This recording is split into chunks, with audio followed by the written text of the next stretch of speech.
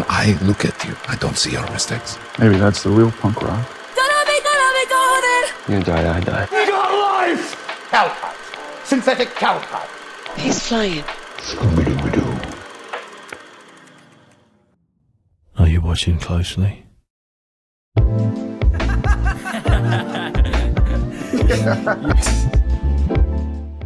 William is, as usual, in classic 144p, just because he's in Dipstick Nowheresville, so he doesn't have any defense. Just be grateful you get something. And just be grateful we get video at all. Yeah, pretty much. All right. It does serve as a natural anti-pirating defense or anti-virus defense. Sure. I'm like facial 90% recognition. Sure nah. Can't recognize your face when you're looking like that. I'm like 90% sure there's been like a time somebody's been trying to hack me and it just hasn't worked because the internet it's too slow. Yeah. So. Are you live right now, or are you just going live? No, we're live. Okay, sweet. Excuse me. I have my Blackberry Dr. Pepper here, and I'm curious if Deacon has explored other.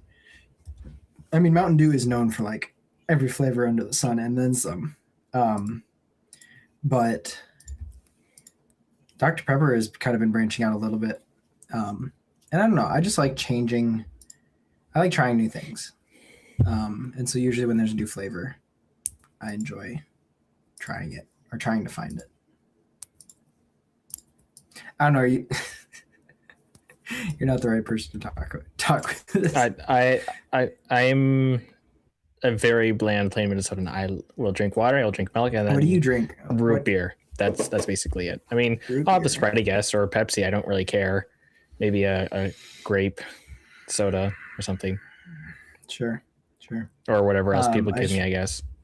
I just realized how dapper I am right now. It's because it didn't change after church today. So you do look pretty nice. You do look Thank you. Nice. I feel like your hair is back a little bit, like it's slicked a bit, and it's not quite as like long. It seems like, and I feel like you shaved a little bit, so you look pretty good. I did shave a little bit. I haven't cut my hair for a couple months now, but we might be going shorter next time. We'll see. I don't know. People have commented on the flow, but it's so tough to get right consistently every day. So you do have pretty good hair. Well, thank you. Yeah, not that I was fishing on. You're just the hat person. I just keep the hat on. It keeps seeing it. Yeah. All right. Well, before we get to the topic of today, I wanted to ask you how Project Hail Mary was. I forgot. I was going to post a reply to that when I was going to be joking like 0 out of 10, too many rocks. But sound like Elmo. Those rocks. Elmo doesn't like those rocks. Kill the rocks. No, that's not what Elmo does. No, I did watch it with Josh, and it was pretty good. I actually did like it.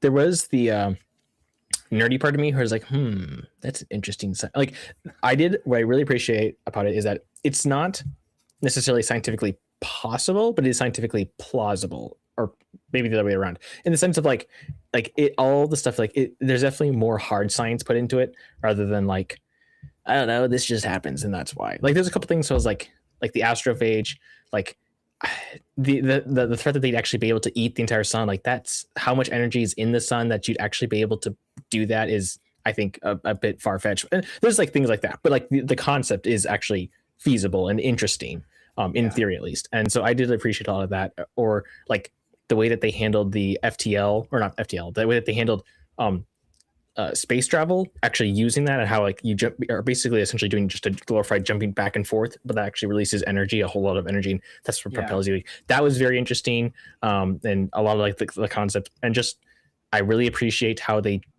like the way that they did like the whole thing with Rocky, and how like his he's a completely different life form and he's an actual alien, and how he understands things is just weird and different.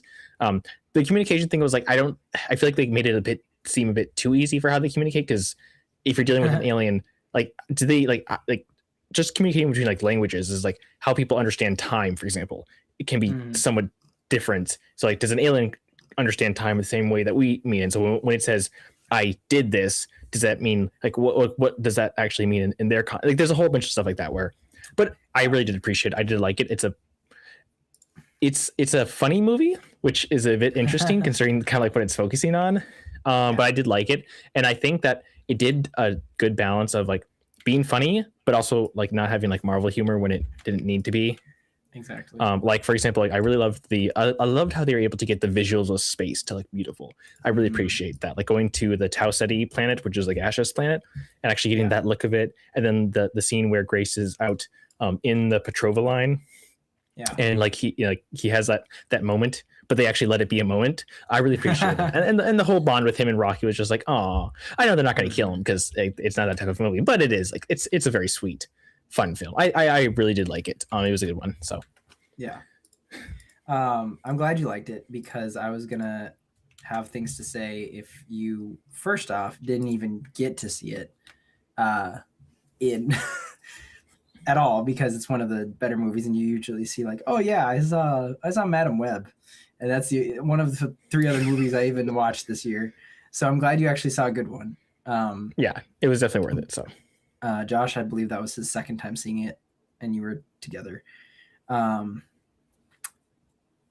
yes, we will get to Ice Age in a second. We just needed William to talk about I will the best say movie, I think so far. Yeah, it is probably in this. I will say this year is especially like the last couple of weeks, mostly because I've been hanging out with Josh and like we put in a movie. This is probably the most films I've watched in like actually like movies. Like actually like we watched Mrs. Doubtfire the first time. A couple of the Robin Williams ones. There's what was the one? Project Hail Mary. There's been a couple other ones, and it's been like Zoolander weird for my birthday, to like sit down when you guys came over. Yep, that's right. We watched Zoolander, which that was a lot. Yeah, I don't know if I'd recommend. It's a film. It's a buddy guy type of film. It's definitely. A film. It's I don't. That's for sure. It is funny. It's just like definitely. I don't know if I'd watch it with my kids if I ever had any and did that. I don't know if I'd do that, but it's a guy type of film, I think. But yeah, even then, it just like that's part of the fun. Most of the fun for doing movies really is like you do it with people. You know, that's really, I think, more the social aspect. For sure. So. Yep. Oh, actually, and one more thing. So before, just on Project Chameleon, since I have watched that and you've been pushing me, now I'm going to push you to watch Pantheon because I finally got Josh to watch that, and because it's on Netflix now, I think, and so I have done my duty. Now I'm going to be pestering you to do yours, I guess. Series, but yeah, it's a series and it's only 2 seasons. And I've already had other people pushing me to watch a series, and I'm trying. I literally calculated this out for you that if you did it right, it would like it wasn't like too terribly long. Like there's 2 seasons, 8 episodes each season. Yep, and I think it was 40 minutes per episode. I don't think the episodes were like super long. That's fine. I'm gonna try and get through at least season 1 of Jujutsu Kaisen first. Yep, I know. I know. Deacon is pushing that stuff from you to other friends. I know, but I finally got Josh to watch it. So now I can. I'm trying to get you to it because I think that you'd enjoy it too because it's about AI of a sort and machines and it's the fight scenes. The animation's really good. It's the fight scenes are pretty good and it's the concepts are really interesting. That's what we talked about it, Josh and I, last week, and it was really enjoyable to talk about that. So I think you would enjoy it. But anyways, that was my peer pressure pushover done. All right. So funny Ice Age movies. Well, okay. Why are we even talking about Ice Age? Should we have a day where because you needed something to talk about, and this is a fairly simple one. Have a discussion. Sorry, I was reading Ihondor.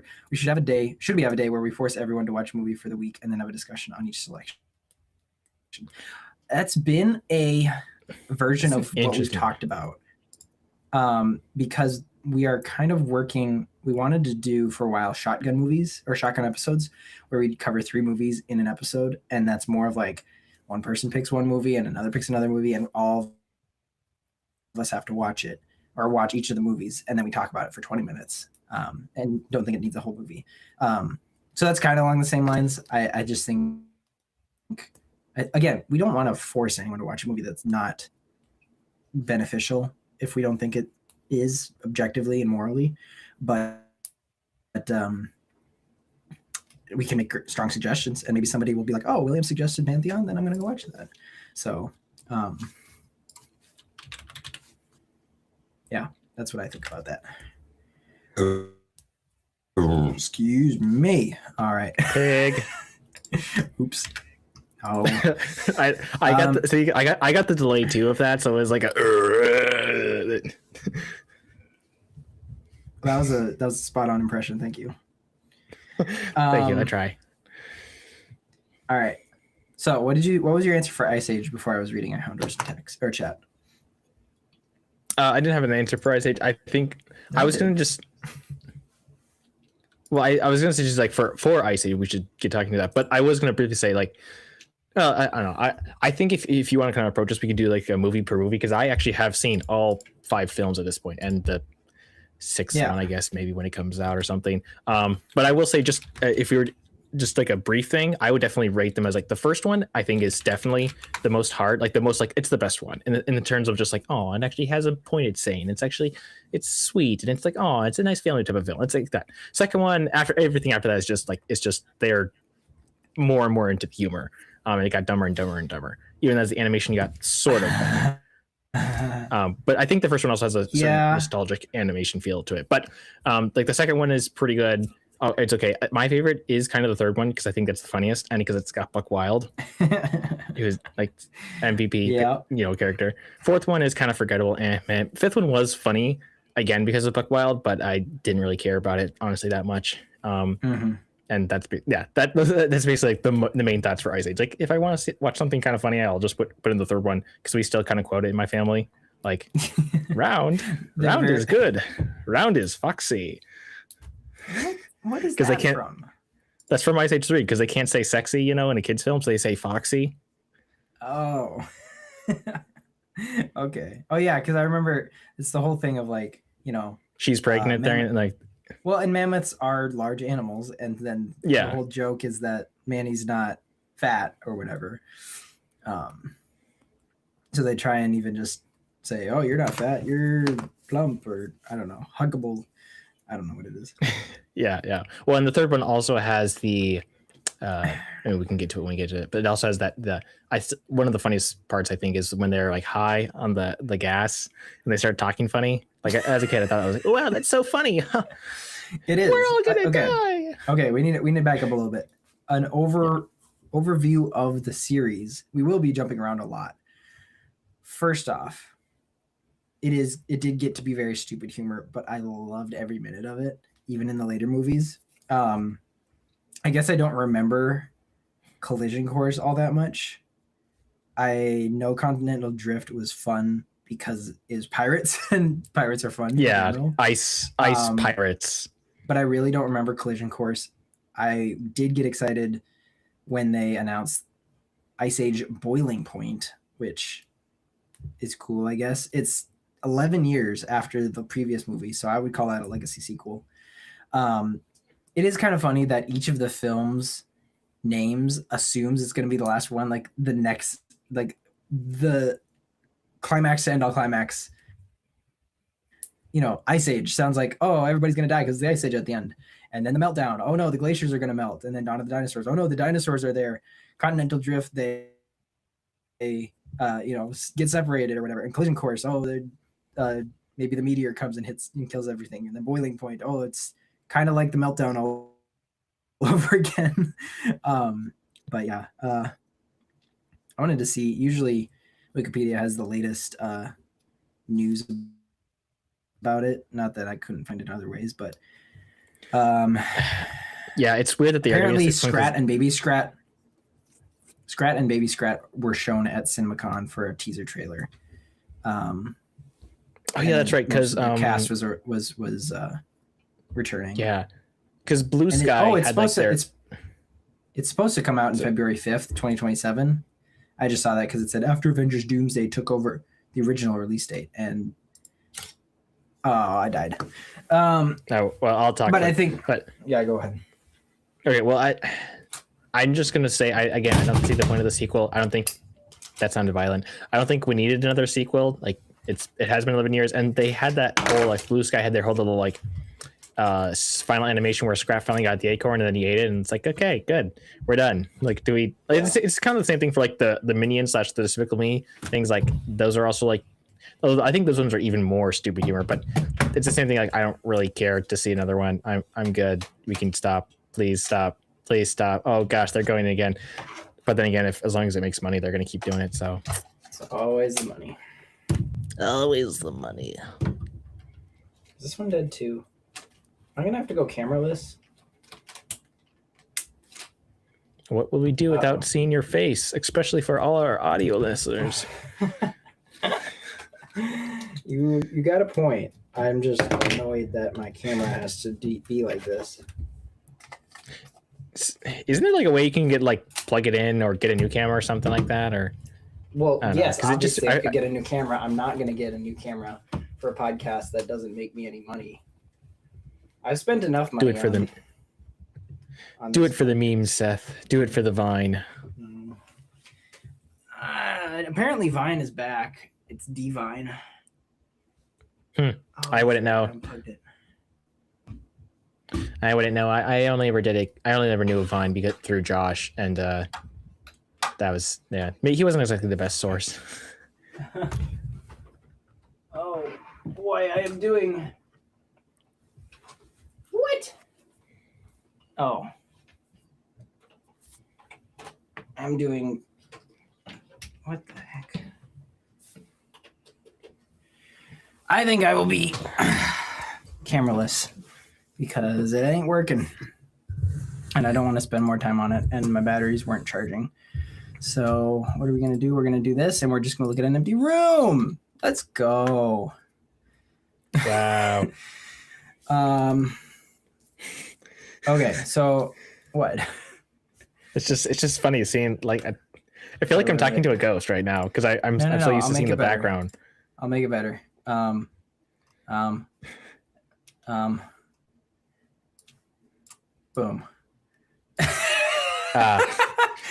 You get to look at Kevin Sorbo. All I did was I ran to my pictures folder and found a face. Oh, here. Why do you have Kevin Sorbo in a pictures folder? Don't worry about it. No, this is like a whole bunch of old podcast things. Here we go. Yes. The entire time. Amogus. All right. Amogus. We're gonna look at that. I don't even know. I never even played it really, which is funnier. He is in Ice Age Blackout. Okay. I can't look at this. I'm so sorry. That's gonna like disturb me the entire time. All I'm seeing is just okay. Yeah, I can deal with that. All right. Anyways, Ice Age. Ice Age. I'll turn off my camera if it's better. It's fine not doing that. I don't really care. Okay. All right. We'll just watch for the logo to hit the corner. One big reason I wanted to talk about Ice Age was one of those old notes that I wrote down even before we started the podcast was that Scrat is a modern Chaplin. That's the only thing I wrote, and I just wanted to talk about that because it was kind of one of those thoughts of like Charlie Chaplin way back when did slapstick. Oh, Okay, I thought you were saying like Chaplin, like as in like this is our chaplain for our church. I was like, that's a weird angle. Where are we going with this? I was like, are we going with as Scrat searches for his acorn, we must too be searching for the word of God or something. I was like, okay, where are we going with this? Like, okay, that makes more sense. I get it. Charlie Chaplin. And I don't think that's an original idea, but it's definitely the slapstick humor that made Charlie Chaplin so famous. And Ice Age wouldn't be the same without Scrat. And as someone with a degree in animation, which I haven't said in a while, I really like how they animate him and how they use him as a character in the rest of the story. He's definitely that. He's not even a B plot where he's still interacting with the main characters, and that's half the fun. and the way he causes things to happen. I mean, in many ways, Scrat is like the one who causes everything. Like That's true. In Continental Drift, he's the one who somehow goes to the center of the earth and spins the iron core, which turns. Yeah. Again, like they're like, all right, that makes sense. We'll go for it. Or like, I think I'm sure there's like someone like up there who's like made a list of like, all the things that Scrat has done, which is like depopulated Mars. The reason there's no life on Mars is canonically because of Scrat. Or like hit the moon, and like there's like so many like okay, and like every time they just get more and more insane with each movie. Yeah. I just turned off my lights because I don't need them on, and now I'm like, oh, this feels weird. But that is the surface level of like, oh, Scrat's enjoyable to watch. But on a deeper level, I think that even though it can get a little old, the Ice Age franchise definitely has the familial theme running through it consistently and always sticking together. I mean, that's where it started with Ice Age 1 and Manny learning to love the people around him. But then it proceeds into more and more people joining the squad and having to care for them, basically. And I think that it does have meaning, even if it's a little on the nose and repetitive. So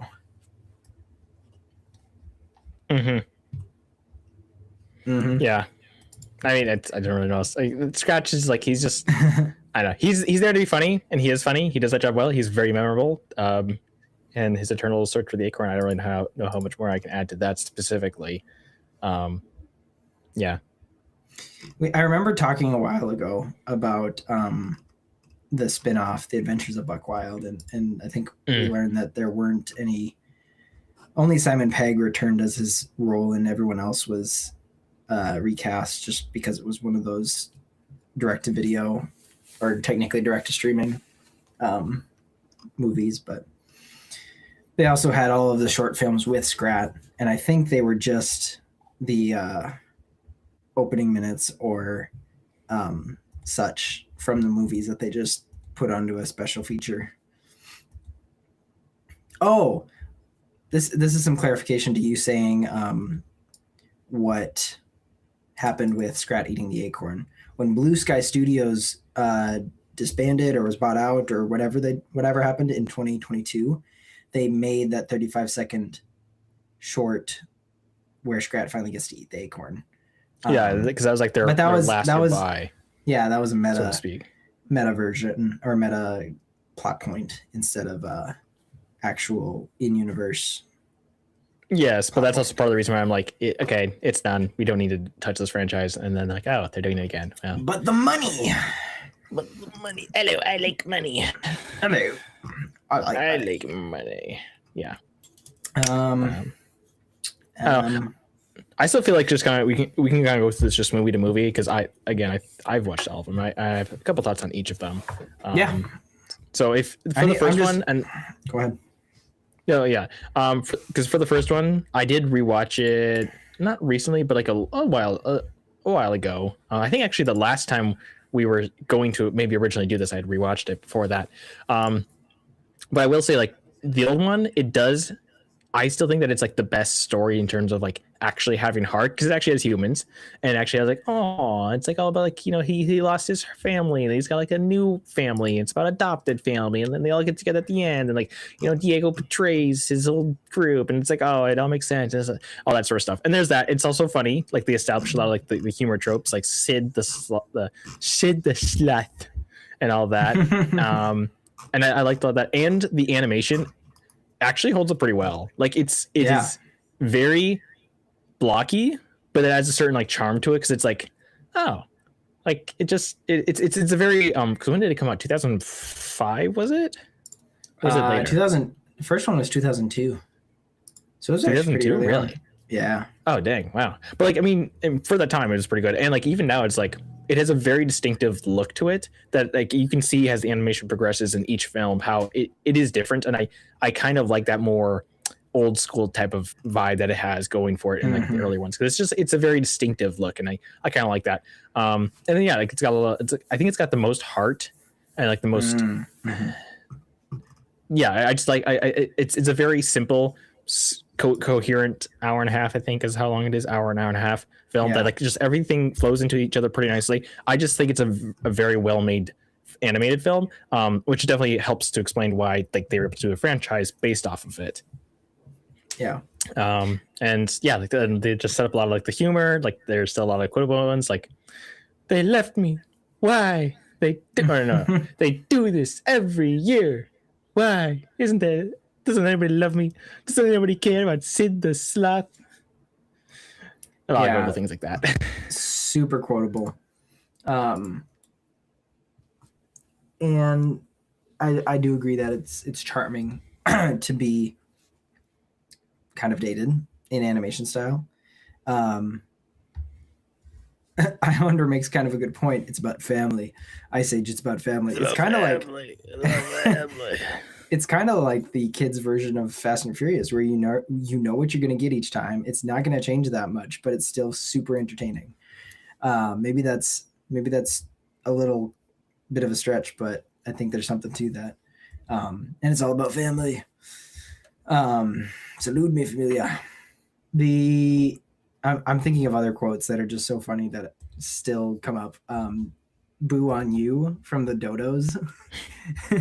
So boo on you. The entire Dodo sequence is really funny. I just, I love it's the like, Dodos. my favorite one is "There goes our last female," because I quote that sometimes when we're doing cattle and like we're sorting between like males and females, and like, "There goes our last female."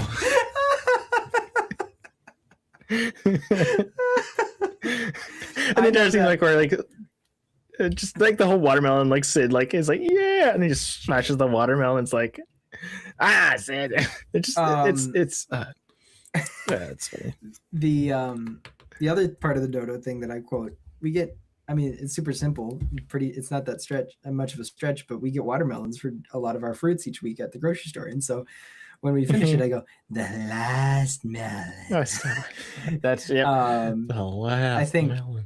There's been a trend to use, this is jumping forward a little bit, but when Sid is kidnapped, I believe it's Meltdown, and he's hailed as a god by the other sloths. And he does the thing with his mouth where they just mimic him and they go, tuk, tuk, tuk, tuk, tuk, tuk, tuk. That's kind of a thing now with a kid, where we do something, she does it, and then we just think of that. Ellie and I have a shared brain cell. But actually, I forget about Diego's story arc in the first movie, where he had to come to terms with his nature and his pride, literally as trying to show off to his pack, but also his pride of other Sabertooths. And proving that he was worth it because they were putting him down. And then he found more love in the squad of a mammoth and a sloth, and learned to care for the kid, which we've heard rumors that the kid is going to have grown up in the 6th movie, and Josh is not looking forward to that because apparently he hates that baby. Okay, I mean the baby doesn't have like the best looking face I can understand, I guess, from an animated perspective, but I don't know. I didn't really care. It is kind of interesting that that's the only one that they've actually made it the quote unquote realistic in a sense of like, yeah, it's during the Ice Age with humans, like the last glacial ice age, and everything after that is like if from a scientific perspective, like there's like that's okay, that's there, and then there's dinosaurs and there's this. Oh, all right, like after that they just went like full hog wild and go for it. So but it'll be interesting to see how that works out, if it does.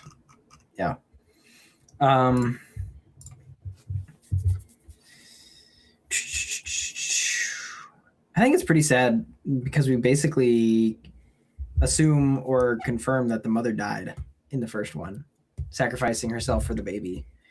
Now, which is as someone who's had a child, not personally, but who has a daughter. Not that never mind. I don't know that I would entrust a double-eyed or whatever, a wide-eyed sloth with my baby should I be dying. If that's the only option, I still think I would do the baby a favor and save the baby from possibly being eaten by these animals, though that's a big stretch. Obviously, the movie can't happen, but still, the mom dies, and when they reunite him with the dad's like super sad that his wife's gone, and yeah, they're supposed to be cavemen, but that doesn't mean it's not sad. Well, I don't think they're cavemen. I think they're just they're supposed to be more like early humans. Like just it'd be something that's, but yeah. Yeah, I think the first one has like for Diego, he's besides like the one film where he I think it's the fourth one where he gets his love interest. I think that's really like after that he's a lot of the more characters are kind of static. Like Sid has, I think Manny probably has the most growth outside of that film, like because he actually mostly because he goes through like the whole dad arc of like getting somebody he falls in love with and getting a kid, then watching that kid grow up and then letting that kid go, and that's basically, I mean, but everyone else is kind of like more or less the same throughout, pretty much. Yeah. So, but yeah, no, I still think that's probably the best film out of all of them, in my opinion. And it's funny. It's a good family film, I think. Yeah. And just like, you can sit down kind of anytime and it's still going to be pretty good. Yeah. Yeah. Okay, we can do Meltdown. These are the ones that kind of get a little more blurry. Not that I haven't seen Meltdown. My dad owns it, so that was one of our family movies we went to a lot. The one big thing I remember about Meltdown is I got really bored when Ellie, which is also my wife's name, gets so sentimental over the willow tree or whatever, discovering that she's actually a mammoth and not a possum. And it just felt slow. Even as a kid, I was just like, this is so slow. I want them to get to the boat and to escape the flood and whatever. I didn't like that part. Maybe that's my past. If I were to watch it again, maybe my past would tarnish that perspective, but that's one thing I didn't really love. But I did love Crash and Eddie. I think Crash and Eddie are a good inclusion because even though Sid brings chaotic humor, Crash and Eddie are that on another thing and in a different way. Like they still complement each other pretty well. Yeah, I don't really remember a whole lot of that film because I don't think we owned it, but we did like watch it once or twice. So I've seen it. I mostly remember the most memorable thing for me is the scene where Sid he unlocks his ninja skills with the piranha and like just goes full karate on them with the piranha thing. And the scene that we do quote a lot is like when they shoot Crash and Eddie and like they're like, I believe I can fly, because I that a lot. That's pretty much it. I don't think I really watched it and remember. It was I think that's like a more fine one. It's just like it's funny, but it's not as funny, and it's just I never really cared for the whole Ellie thing, and not your wife. But just like that whole thing and her like, I'm a possum. Okay, sure. I never got that, but it's just it is whatever. And like Manny like being like because like his whole thing in the first film was that like kind of implied that he was like a jaded guy who lost his family, and so that's why he's lonely. Like he's intentionally lonely. And the second one is like, where's the mammoths? Where are they? I want to find them. And it's like, what's going on here? So it's okay, but it's just I think it's one like it's a totally skippable one. Yeah. If you're well, it's still where he met Ellie. It's not like it's skippable, but I do agree that it's not as iconic as the others. No. the Wikipedia page, they just have a paragraph for each section, at least for the franchise page, and it just says at the end, during their journey, Scrat, a saber-toothed squirrel, has his own adventure. Thanks. That's very specific. That's what he does every movie. That's true. It's true technically. I mean, yes, yeah, I know. It's just I do think they have a place for a little character arc in every movie. For each character, I mean. I'm thinking about Diego has his love interest in Continental Drift. that is pretty touching where he's he's got the L word. Lice. Lice. No, No, it's not that one. leprosy. No, it's L. It has 4 letters. Lice. So he doesn't get love. But Yeah. um Third one, my personal Down to the favorite, Dinosaurs. honestly. Yep. it is Well, really at least fun. I like the first one. Like I don't really watch it a lot. Like, but if I probably watched the third one the most, mostly because it's just like we want to watch this one because it's funny, ha ha ha. As a kid, that's mostly it. But it is probably my third one, my favorite one, at least in terms of like if I want to watch an Ice Age movie. Generally speaking, I'm only going to watch it because I want to watch something funny, and that's funny. Yeah. And that we quote a lot, and it's just like, especially I think Buck Wild is just he's such a character, and like that works so well for that because it's just like it's absurd, like this whole like. I went back and forth and back and forth and back and forth and forth and back and forth. Did you die? Sadly, yes, but I lived. Like there's like so many quotable parts about it that are just like again like the whole gas thing where it's like, stop laughing seriously. Like when they get like squeaky voices and they're like, or the thing that Josh and I used to quote each other a lot, which is a bit embarrassing. But it's like, you wet your bed. I wet your bed, or something like that. I forgot how it exactly means. Like, you think that's crazy? I wet your bed. Yeah, it was. There's so many. And it's like the whole. And that did actually kind of scare me a little bit, especially because of what's his name, the Spinosaurus that's really creepy, the white one, Rudy. There we go. Like that was that's right. pretty scary for me because like. Yeah, like I used to see like the scary monster and he's like it did that movie scared me for a while for the kid because of that. Looking back and it's now it's like oh whatever, but at the time I was like he's gonna get me. Yeah, but it was such a stupid but funny film. Okay, 1 second here. I think because we have a little bit of time today to go off script, we're gonna do this.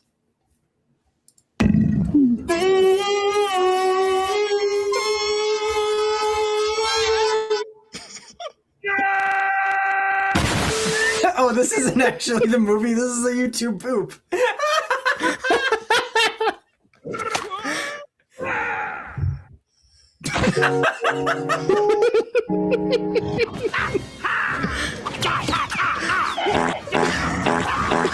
Take cover! Are you disrespecting me, Rod? My mistake, original gangster. No, this cannot be forgiven. Now empty the compartments of your pantaloons. For what purpose? And discard of your footwear as well. For what purpose? In fact, I am equipped to summon... Buck. Short for Buckminster. Long for...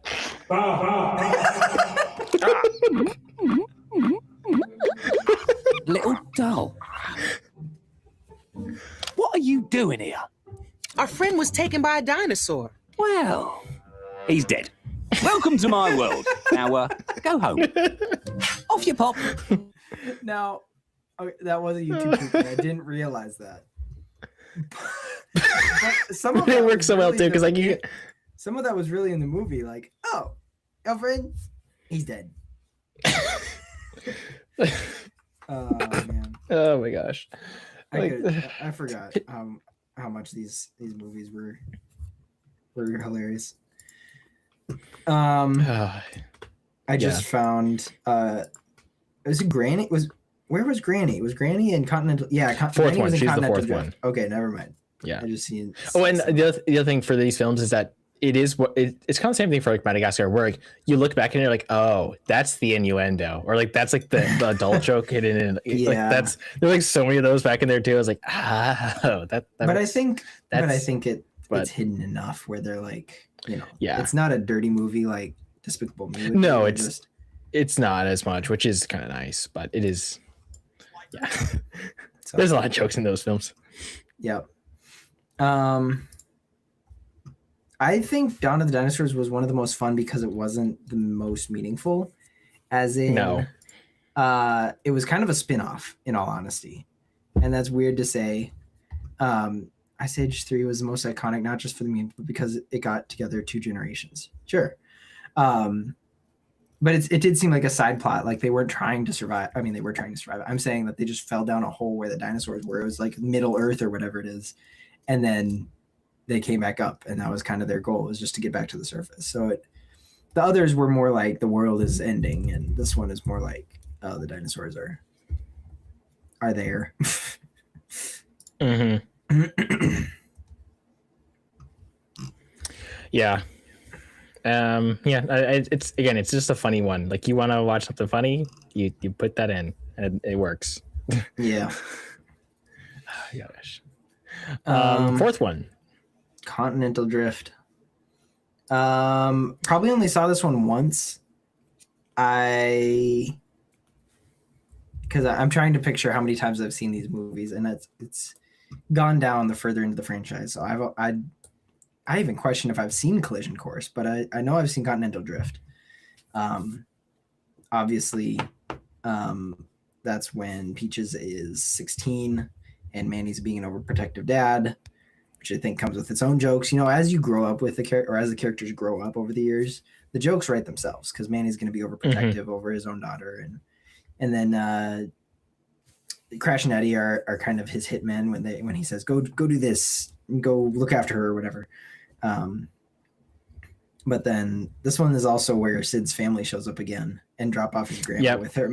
Yeah, which I think is Granny is funny, mostly because of Precious, or she has like so many quotes. It's like I said that ain't nothing. I want to step through the comet that killed the unicorns.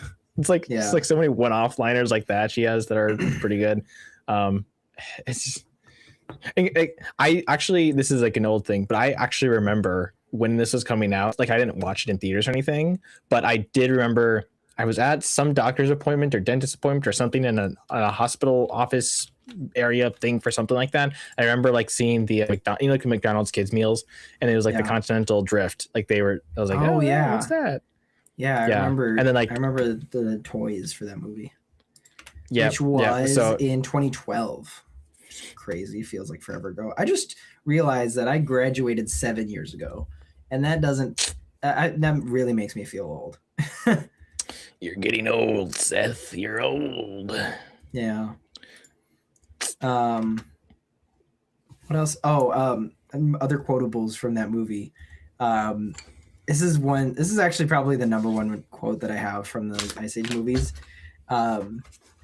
It's when Sid goes to the water to drink, and he goes, it's a little bit salty. Actually, I suppose if something's salty, I say, why is it salty first? But the Sid dehydrating basically from all the salt is another one. Yeah. Or you know what I love too, the siren one where they're going back, where they see the sirens, and it's like, and then it's the guy for Granny, and it's like, Granny, come to me, Granny, we have flesh wounds or whatever, and like he literally he literally grows a mustache or whatever. I was like, man, I want to do that. I want to be able to do that. I don't like that. Yeah. or the thing where it's like, you're right, honey, you were always right. Wait a minute, my wife would never say that to me. Things like that. There's a few dated jokes, but I definitely think that it's it's not as good as like the third round thing, and they try to be like a bit more like the angsty, all that sort of stuff. It is. I think it's still like a fun one, because the concept is like, yeah, what if we had like pirates but on an iceberg, and so they shoot ice rocks with a kangaroo who kicks them out of a hollowed out trunk. Yeah, that's what it is, because it's the kangaroo who like she like jump backs and like she kicks them.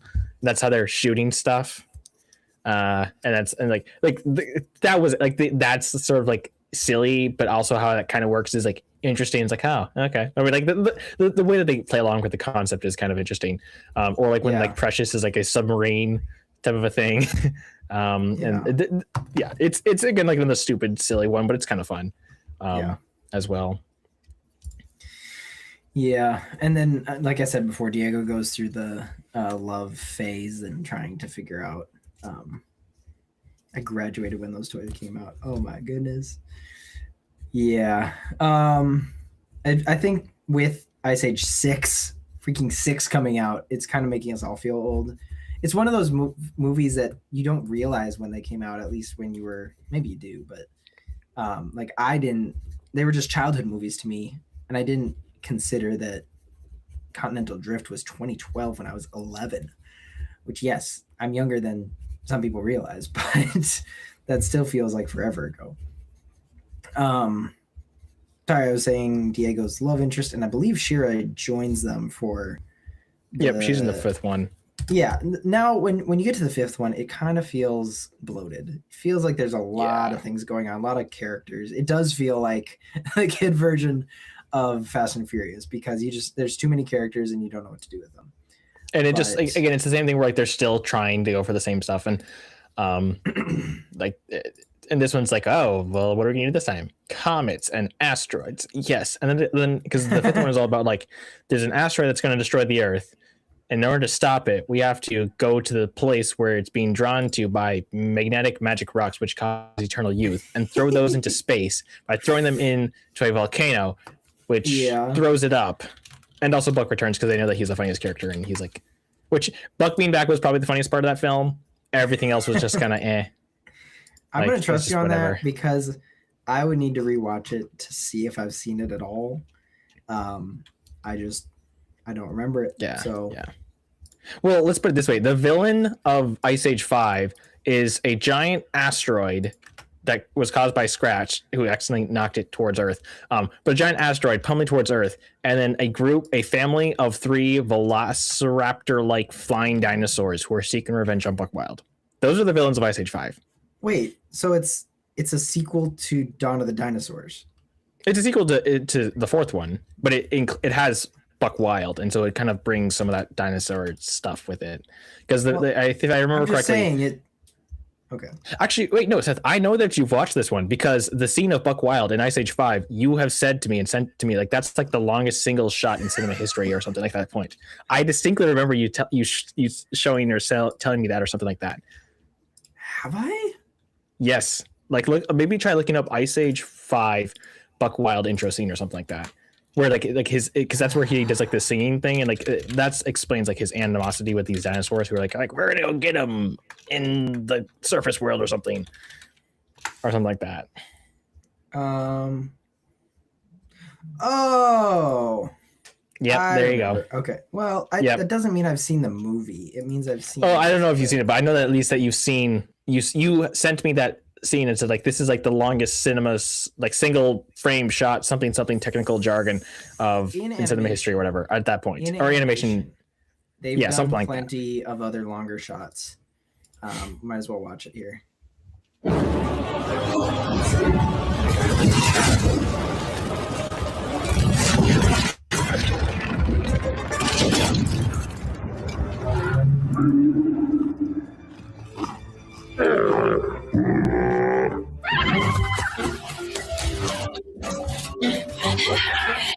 Look at that! I got an egg. How many eggs did you poach, little brother? Do we have to steal other creatures' eggs? I mean, couldn't we just go vegan? Sure, we can eat vegan. Son, sometimes I wonder how you snuck into this. Oh yeah, that's what's his face? Why can't I? Oh yeah, it's I know the actor's face. I don't know his name. I do. It's Ron from Parks and Rec. Yep. We're gonna know it. Remember it. We're gonna be kick ourselves. Class D.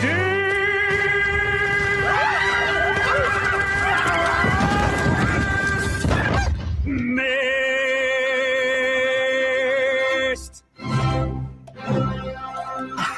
Good egg.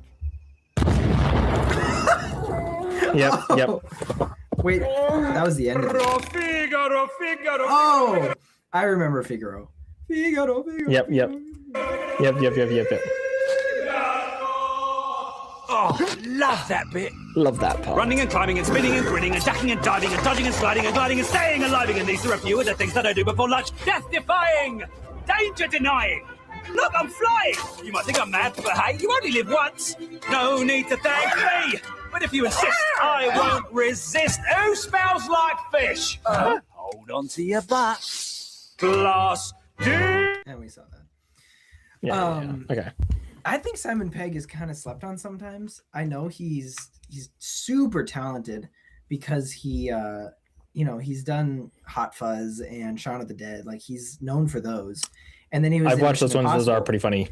And then he's in Mission Impossible, but those are kind of, he has his character there, and when he's Buck, he's just kind of off the rails, which is hilarious. I think. Yeah. So that's the thing is, I think that he's somebody who I think is like he does tend to do funny characters, but he can also like he's got a good range, both vocally and kind of actorally, or what he could do at least. I think so. Yeah. But yeah, definitely. I think Buck was definitely the highlight of the fifth one. Everything else is just kind of. Alexis got a girlfriend and stuff, and there's like the llama who is the immortal llama yoga, whatever, who's got the crystals and all this sort of stuff. But like Buck was the funniest part, especially where like they go into his brain with Crash and Eddie, and it's Neil deGrasse Wild or Neil deGrasse. I remember that Buck or something. Yeah, it's like okay, I really do remember that. Now you're making me realize I have watched this movie, which is good. Yeah. But again, like all like the funniest parts are just with Buck, and everything else is just kind of it's all right, whatever. But yeah, but if you get like a compilation of all Buck scenes in Ice Age 5 on YouTube, that's pretty much I think really all it's if you want to watch it, sure, go for it. It's not that bad, but it's just Yeah.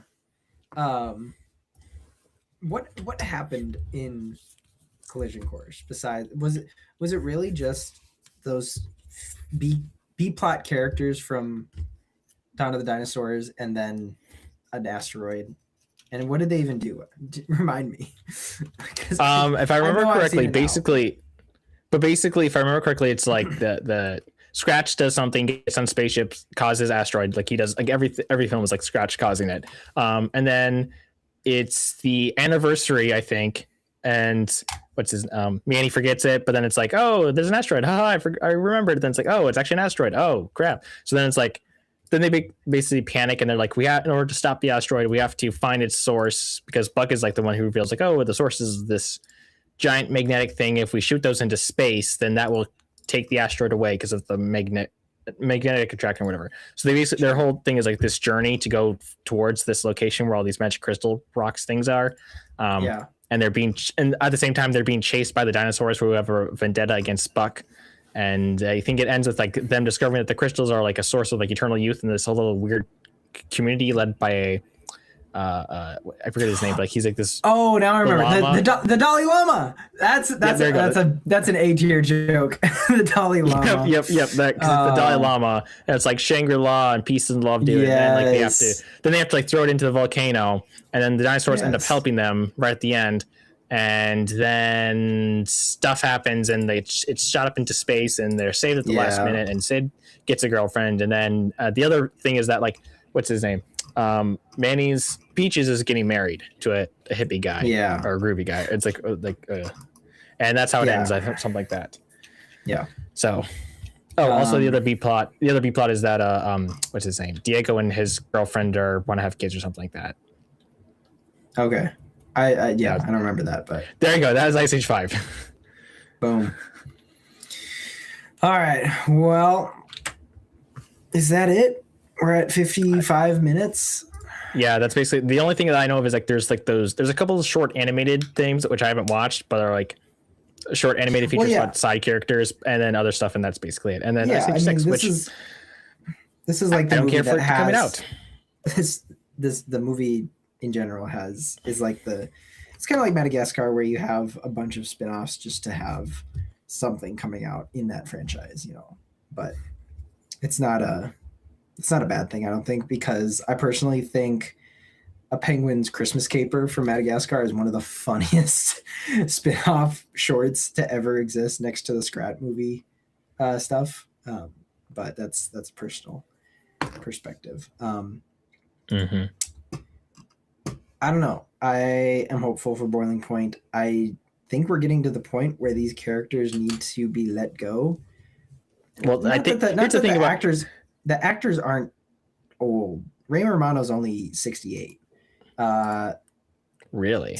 John Leguizamo is 65. Queen Latifah is 56. So they're not. It's not for the sake of the characters. I forget that Dennis Leary is Diego sometimes.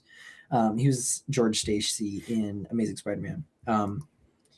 But yeah, it's not for the sake of these characters or people growing old.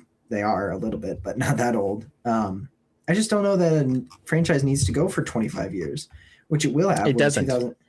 It doesn't. Here's the thing: like Seth's like, maybe I feel like they make it stop. No, they can stop. They should stop. They should have stopped. It's okay. I'm just gonna say it, but they're not, and I'm not entirely surprised. And best case scenario is like I think it's going to be like another okay film at best. That's just kind of they're going to do it. It's probably going to do well enough to make money. Maybe they'll do another sequel or something, but maybe it's not going to do as well. I don't know. I think it's also it has been long enough, and that there's going to be like there's going to be enough of a sort of nostalgic factor that people are going to be like, oh, Ice Age, I remember Ice Age, and then they'll go and watch it and it'll be probably fine. So, I am curious what they're going to try and go for, since with Manny and all of them with their characters. Yeah, and that's going to be interesting to see, but we'll see. I forgot that Josh Peck was he Crash or was he Eddie? Josh Peck was Eddie. Sean William Scott was Crash. Also, who played Peaches? I feel like I would know who she is.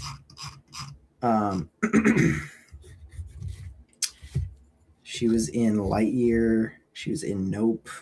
I guess I don't know besides anything outside of Ice Age for her. Anyways, I'm just stalling now. It's fine. I mean, there's not like two. You go. No, I was gonna say I forgot that this was also kind of the animated show to have a bunch of cameos in. Jack Black was Zeke in Ice Age 1. I don't know who Zeke was, but Jack Black was in it. Alan Tudyk was Lenny. In Ice Age 2, Jay Leno, Will Arnett, another Alan Tudyk. Josh Gad was in Ice Age 4 as Lewis. Peter Dinklage was Captain Gut. I forgot about that. Peter Dinklage was Captain Gut, really? Yeah. Yeah. Dang, that voice and that actor, or that animated creature and that actor and his voice isn't. Wow, that's weird. I did not know that. And Nick Offerman is the one we were thinking of. Yeah, there we go. Offerman. There we go. And Stephanie Beatriz was one of the other mini dinosaurs. Who she is? I know her. I know it. Brooklyn Nine-Nine. I forgot her character. She's in Brooklyn Nine-Nine. Rosa. She's Rosa. And also Mirabelle in Encanto. So, and then obviously Neil deGrasse Tyson was Neil DeBuck Weasel. Yep, Neil DeBuck Weasel. There we go. I don't see any others that I recognize, but there's a number of cameos in these movies, which I really like. You know, when there's a franchise that you just want to get in on the fun, and actors are excited to be a part of it. You know, it's just whoever's available. Fun fact, I scrolled to the bottom of the Wikipedia article and found the Rotten Tomatoes scores. So, do you think... oh boy, do you think these movies got better or worse as they kept being released on Rotten Tomatoes? I'm assuming they got worse over time, but now you would think with Ice Age 1 getting a 77% that they would make a sequel, correct? And they did, which was Ice Age: The Meltdown got 57% on Rotten Tomatoes. Maybe you still get a third one out of that. You make Dawn of the Dinosaurs, it gets 46%. We're really? Down. We're continuously making a downward trend now, and when you get to Continental Drift, it gets a 38% on Rotten Tomatoes. Now you'd think that'd be a good place to stop, but no. Collision Course comes out and it has an 18% on Rotten Tomatoes. 18%, which is crazy. less than which is less than the Adventures of Buck Wild, which got 19%, and that was a 2022 Netflix original or something like that. So if we follow this trend, I bet that you're gonna get, like, if you follow the trend line, what is it? Boiling Point, Ice Age 6 is gonna get like a single digit, like a 9% or something if you continue the trend. So if you're just going by those numbers, it's probably not going to do that well, which is fine. Yeah, I think it's going to do well enough. I think because of there has been a long enough time between it that it's going to do well enough to at least like probably maybe break even or something like that. Yeah. Because it's like, oh, Ice Age, it's been so long, and there's going to be a lot of people who have grew up with Ice Age, like us, who are going to be like, oh, that'll be a fun family film or something like that, or whatever.